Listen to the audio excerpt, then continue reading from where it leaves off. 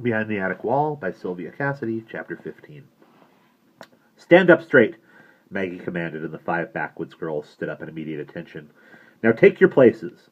And one after another the barefoot girls marched across the old schoolroom at the end of the upstairs hall and sat down among the rows of connected desks with the empty inkwells and fancy iron legs.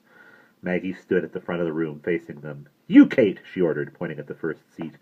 Go to the globe and locate Africa. Oh, answered Kate, what's a globe? Don't you even know what a globe is? It's this thing. See? This is a globe. It's like the world. Maggie laid her hand on the smooth, brown and yellow sphere, all decorated with sailing ships and mermaids holding shells to their ears, like telephone receivers. Now find Africa on it. Africa? What's Africa? Africa's a continent, dummy. Don't you even know that?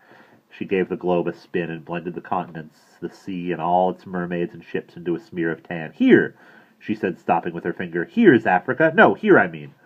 Oh, how wonderful, Africa! Sit down, Elizabeth, Maggie ordered next. Your turn. Stand up when you speak. And she waited long enough for the next backwoods girl to get to her feet. Go to the blackboard. Oh, what's a blackboard? What's a blackboard? Maggie repeated in disdain. This is a blackboard, stupid. Don't you know that? You write on it with chalk. Except there was no chalk, and Maggie wet her fingers to write her name. See? She said, watching the letters fade and leave a pale imprint. Now, what's 8 times 7? Write the answer on the blackboard. 8 times 7? What's that? It's multiplication, that's what. 8 times 7 is 56. Say that. 56.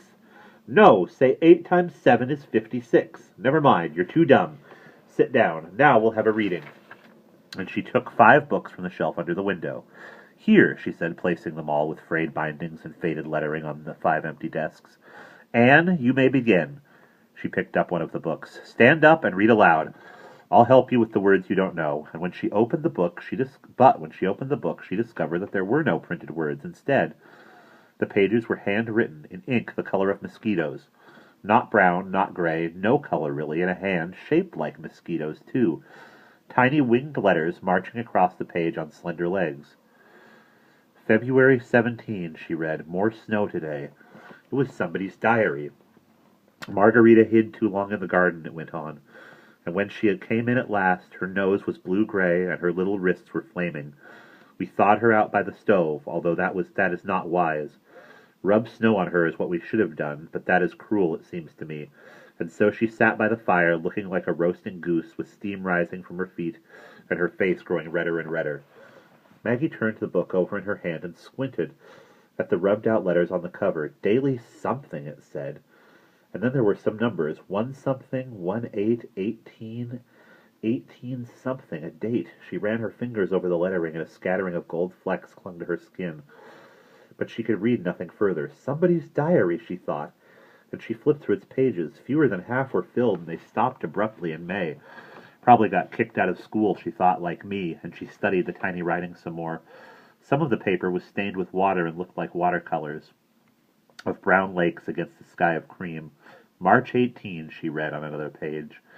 A strange day. Louisa and Emily put on their play, but... What's going on here? Maggie spun around and faced Aunt Lillian and Aunt Harriet in the doorway. What are you doing in this room? Aunt Lillian demanded. Who gave you permission to come in here? Put those books down! Aunt Harriet's voice rose up at a high pitch and abruptly fell. Look what she's done with the books, she added in a hoarse whisper. Come over here, Aunt Lillian ordered. Come here at once. But Maggie stood where she was, the old diary still in her hand.